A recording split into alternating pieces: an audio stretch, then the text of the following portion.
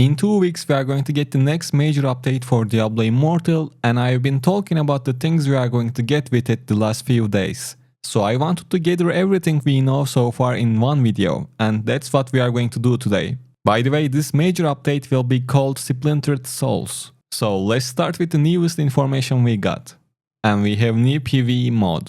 In this mode we are going to fight against waves of monster attacks, and it looks like we are going to build a defensive facility to help us fight the monsters. These are things like sentries and little towers. And according to the translation, this mode is called Scarlet Vortex, but I'm pretty sure it's going to be named differently in our region. And it looks like this mod has a special map, as you can understand from the screenshots, and I think it is something like Endless mode we know from the warbands, but for single players. Which is quite nice. I think it is going to have its own leaderboard and you will get rewards based on your ranking. And we are going to get a new zone called Southern Dreadlands, and the main story will expand with this update. We have a cinematic for this zone, so let's check it out. When Mount Arreat broke, we broke too.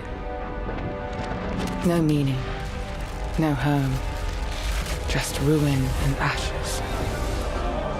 I wanted to believe in our salvation, but I can't see it down here. Nobody can. All we see is what we will never have again.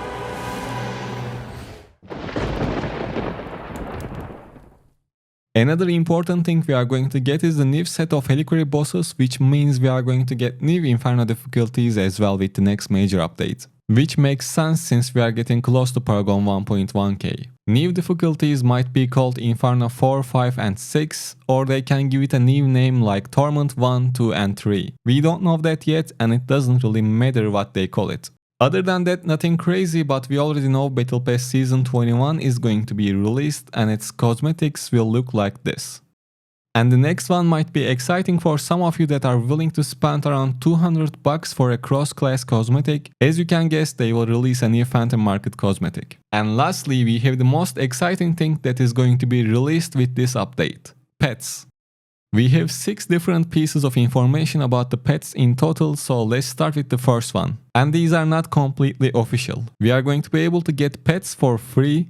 This one is good to hear, at least everyone is going to be able to get the pets and use them. Obviously, we don't know if any pay-to-win mechanics are going to be included with the pet system, but most likely they will have some pay-to-win mechanics. Okay, let's move on to the next one. By completing daily tasks, we can get items to synthesize pets, and these pet synths can be traded. Pet synths have 6 attributes: strength, vitality, willpower, fortitude, critical and combat rating. 99 items can synthesize one pet. The pet stats depend on the stats of the items used to synthesize it. The items used to synthesize pets also come with attributes that vary from low levels to high levels. This means if we use better quality items for synthesizing, the pet will end up with stronger stats. From what I read, I think pets are going to be an extra stat source for us, just like Legacy of Horadrim. And the last information we have is the pet stats can be brought into PvP. And that's all the information we have for now. Thanks for listening, and let me know what do you think about this major update so far in the comments. See you in the next one, and take care.